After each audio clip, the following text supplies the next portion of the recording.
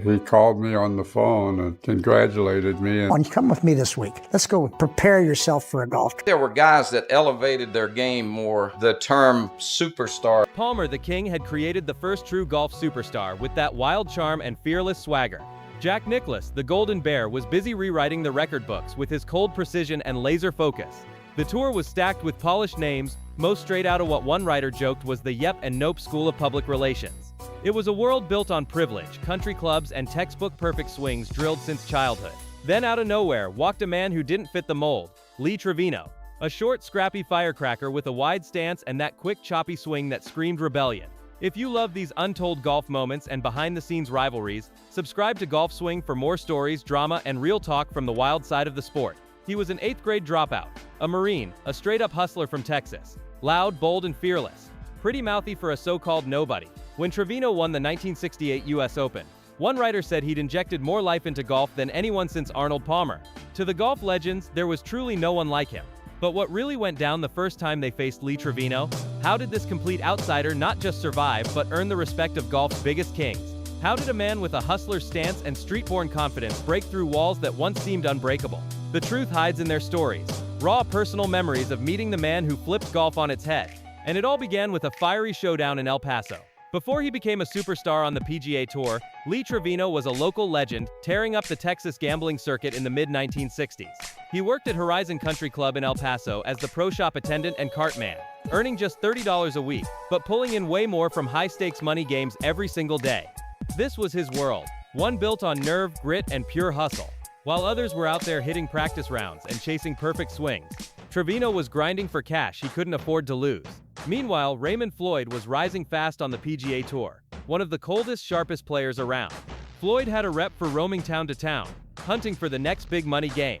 When the tour took a short break, someone set up a high-stakes match in El Paso. The touring pro versus the local legend. But Floyd had no clue he was walking straight into the lion's den. This wasn't just another money game. This was Trevino's turf, and he knew every blade of grass like it was family. The story of that first face-off has become pure golf folklore. Floyd rolled up to the club, and there was Trevino. Not as his rival yet, but as the employee greeting him at the door. He carried Floyd's bag, polished his shoes, and played the part. Then, as he unloaded the clubs, Floyd asked casually, "So who am I playing today?" Trevino looked up, grinned, and said, "Me." Floyd froze. He was about to face the cart man, with a bag and a point to prove.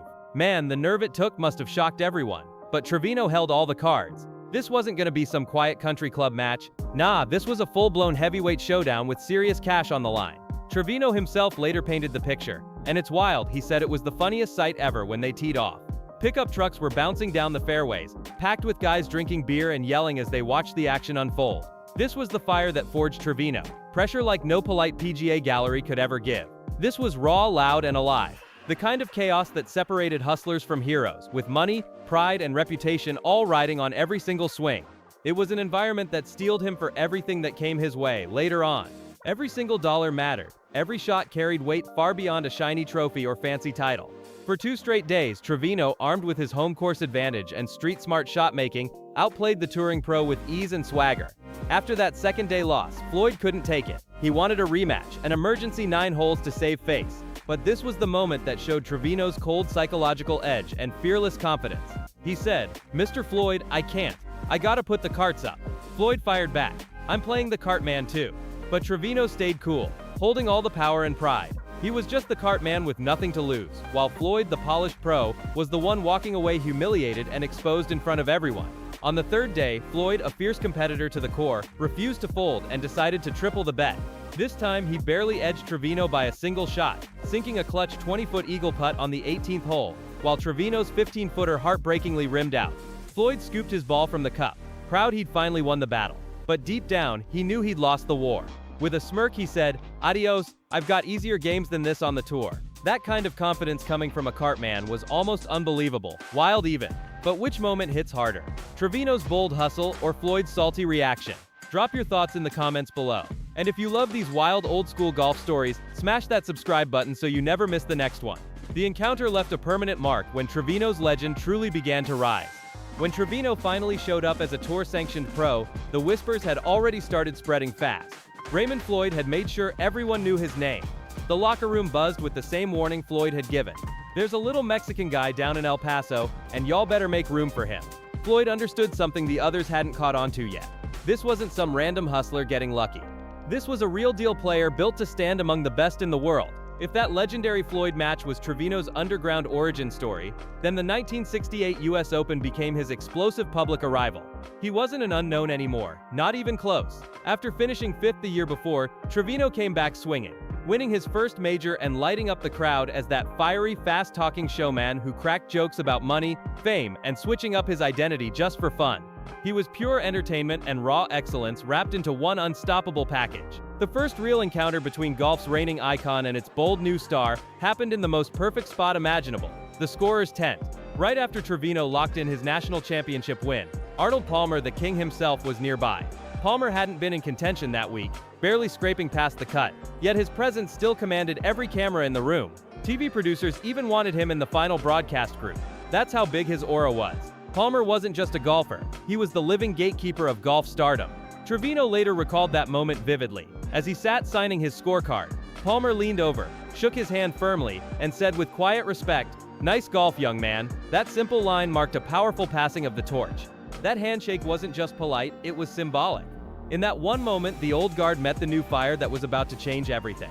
Trevino, the son of a gravedigger, had officially arrived in golf's royal circle, standing face to face with the man who once defined it all.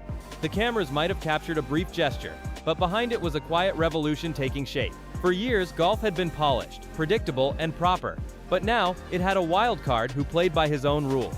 Trevino brought laughter, swagger, and edge into a game known for silence and control. Fans loved it. They saw themselves in him. No silver spoon, no fancy country club, just pure grit and talent lighting up the green like never before. That same year, Trevino became a media sensation. His personality larger than any press room could handle. Reporters couldn't get enough of his quick jokes, candid talk, and total lack of fear when standing beside golf's giants. While others guarded their image, Trevino spoke from the gut, and people listened. He cracked jokes with presidents, roasted legends, and charmed the world without even trying. But underneath all that humor was a razor-sharp competitor who never forgot where he came from. Every round, every swing was personal, a statement that he belonged on the biggest stage. Golf wasn't just about country clubs anymore, it was about character, charisma, and courage. Trevino gave the sport a heartbeat, a pulse that reached people who'd never cared about golf before. By the early 1970s, Trevino was unstoppable, racking up majors, collecting checks, and rewriting golf's image with every tournament. But what truly set him apart wasn't just the trophies, it was the attitude. He joked through pressure, laughed through chaos, and made even the stiffest pros loosen their ties. Reporters called him the people's champion, and fans lined up just to watch his practice swings. Still, the establishment didn't always know what to do with him. He was too loud, too real, too unpredictable. But that's exactly why the crowds loved him. Every tee box became a stage, every hole a performance filled with energy, humor, and heart. Trevino didn't just play golf, he turned it into a show, and nobody could look away. Years later, Trevino reflected on how that El Paso hustle shaped his entire career. The pressure, the noise, the money games, all of it prepared him for moments when millions were watching. He said that once you've played for rent money, a major championship feels easy. That toughness, born on dusty fairways, surrounded by beer trucks and gamblers, became his secret weapon. What started as a street fight for survival turned into a legacy of laughter and greatness. Trevino never needed to fit in. He forced golf to expand around him. From the locker rooms to the leaderboards, his name meant grit, joy, and fearlessness. He didn't just play the game, he changed the culture of it forever. "You played well," they told Trevino. And for once, the words hit different. The trophy was a professional achievement, sure, but Palmer's handshake, that was personal acceptance. Coming from poverty and the outer edges of golf, Trevino wanted more than money. He craved legitimacy, the right to belong. His reaction to Palmer's simple gesture was pure awe. "God damn," he said, his voice still trembling years later. "I was happier to meet Arnold Palmer than to win the trophy," he admitted. That wasn't just emotion, it was validation over victory. Palmer's private, heartfelt congratulations weren't for the cameras or the crowd. It was something deeper, a symbolic coronation, the king welcoming a new kind of legend. It was the moment the outsider was finally told he belonged. And Trevino, who always spoke of Palmer with deep reverence, carried that memory for life. Still, the establishment didn't always know what to do with him. He was too loud, too real, too unpredictable, but that's exactly why the crowds loved him.